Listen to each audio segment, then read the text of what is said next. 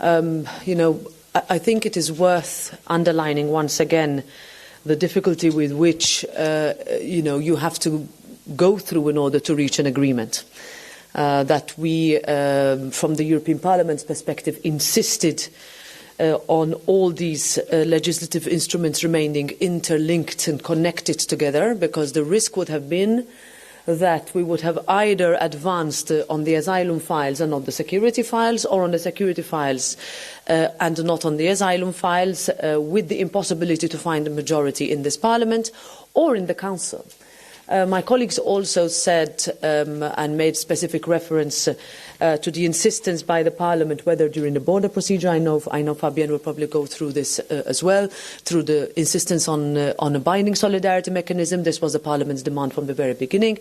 To the respect for fundamental rights for applicants. Also, Juan Fernando said it, one of the Parliament's insistent points on which it insisted. All of these would not have been there if it were not for the Parliament to have negotiated until the very end. And that should not be underestimated. I said in my opening remarks that this package is not, all the policy and how we try to legislate and legislate a very complex issue is never perfect.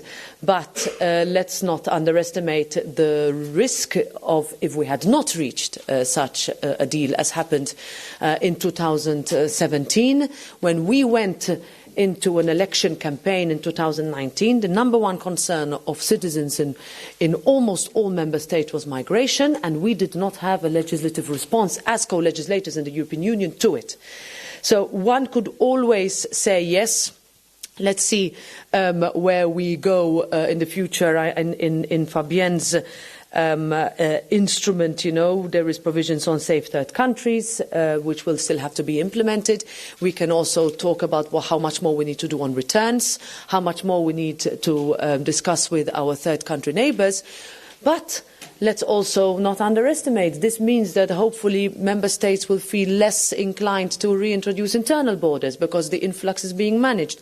This means that smuggling operations will not be able to operate as they've been operated so far. These are all things that we would also urge those organisations that are looking, and I'm sure they will look at all the technical detail of what our colleagues have managed in the last few hours, in order not to discredit a pact that really brought the centre together, and it's a centre that does not copy the right but actually goes on pragmatism.